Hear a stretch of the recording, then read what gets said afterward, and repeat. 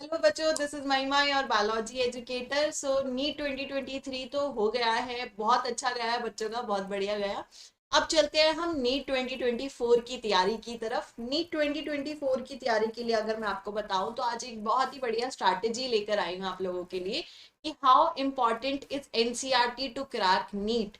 जो बच्चे 2024 में नीट देने वाले हैं उनके लिए काफी ज्यादा इंफॉर्मेटिव रहेगा। बच्चों को हमेशा कंफ्यूजन रहती है कि मैम एनसीईआरटी पढ़नी है क्या, कितना पोर्शन आएगा एनसीईआरटी में से हमारे नीट में, क्या एनसीईआरटी को बार बार पढ़ना जरूरी है। तो ये बहुत सारे क्वेश्चंस जो है आपके माइंड में चलते रहते हैं एनसीईआरटी को लेकर कि एनसीईआरटी ही पढ़े या कोई और रेफरेंस बुक भी हम रेफर करें, क्या उन सब के साथ हम हमारे नीट को क्रैक कर पाएंगे। तो अगर मैं अपने एक्सपीरियंस से बताऊं आपको और जितने भी प्रीवियस पेपर के एनालिसिस के अकॉर्डिंग आपको बताऊं, तो जो आपकी नीट है ना, नीट में मैक्सिमम मार्क्स जो है वो आपके कवर हो जाते हैं एनसीईआरटी को रीड करने से ही।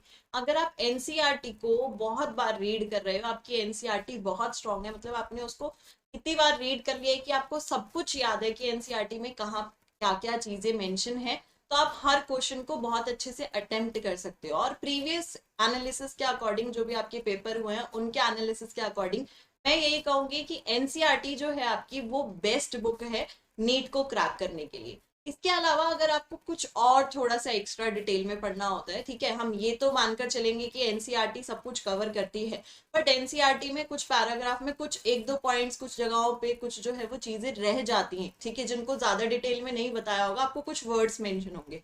अगर ऐसा कुछ आपको पढ़ना है, उन वर्ड्स को डिटेल में पढ़ना है, तो आप अदर रेफरेंसेस बुक्स जो है उनको रेफर कर सकते हो। बहुत सारी बुक्स आती हैं मार्केट में, ट्रूमैन होगी, डॉक्टर अली हो गई, तो ये बहुत सारी बुक्स हैं जिनको आप रेफर कर सकते हो। एज वेल एज आप अपनी प्रिपरेशन के लिए इनमें जो एमसीक्यूज होते हैं उन एमसीक्यूज को ट्राई कर सकते हो। और वो MCQs doctor Ali, specially doctor Ali में ऐसे एमसीक्यूज है जो आपके कंप्लीटली एनसीईआरटी पे बेस्ड है, क्योंकि डॉक्टर अली की बुक जो है उसमें मैक्सिमम ऐसी चीजें हैं कि वो सारा कुछ एक एक एनसीईआरटी की एक एक लाइन से उठाई हुई है, तो आप उसको भी रेफर कर सकते हो। ये आपके जो सैम्पल पेपर आते हैं नीट के लिए बेसिकली उनको भी आप ट्राई कर सकते हो। तो ये सारी चीजें जो हैं वो सब करना है, प्लस एनसीईआरटी, एनसीईआरटी से सब कुछ हो जाएगा।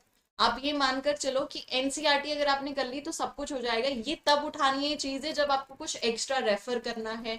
आप यूट्यूब पे देख सकते हो कुछ वीडियोस उस टॉपिक के रिलेटेड, अगर आप वीडियोस देखोगे आपको वीडियोस मिल जाएंगी। तो कुछ भी अगर आपको रेफर करना है तो इन एक्स्ट्रा बुक पे रेफर कर सकते हो। बट सबसे इंपॉर्टेंट क्या है, एनसीईआरटी आपकी। तो जो बच्चे अभी नीट की प्रिपरेशन कर रहे हैं तो उनको मैं यही एडवाइस देना चाहूंगी कि आप एनसीईआरटी पढ़ो, एनसीईआरटी को थॉरली पढ़ो, बहुत अच्छे से पढ़ो। अपने नोट्स अगर आप बना रहे हो तो नोट्स बनाओ, लाइन टू लाइन आप जो भी नोट्स बना रहे हो वो बनाओ, उनमें कुछ स्पेस छोड़ दो, ठीक है, कुछ स्पेस छोड़ दो। कुछ भी आपको एक्स्ट्रा पॉइंट्स ऐड ऑन करने हैं तो आप वहां से ऐड ऑन कर सकते हो, ठीक है। बट मेन फोकस किस पे रहेगा, आपकी एनसीईआरटी पे, ठीक है। मेन फोकस आपका किस पे रहना चाहिए, एनसीईआरटी पे।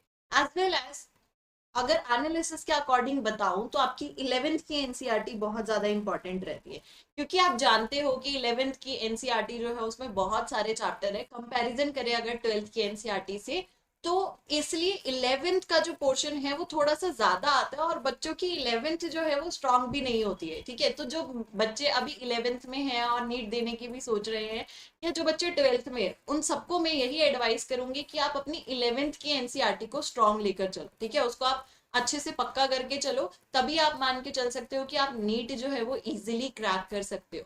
तो एनसीईआरटी पर फोकस करना है, सबसे ज्यादा इंपॉर्टेंट है। एंड इसके अलावा बाकी सारी चीजें आपको बाद में रेफर करनी है जब आप एनसीईआरटी अच्छे से पक्का कर चुके होगे। तो मिलते हैं नेक्स्ट वीडियो के साथ कुछ ऐसे ही ज्ञान के साथ। Bye bye.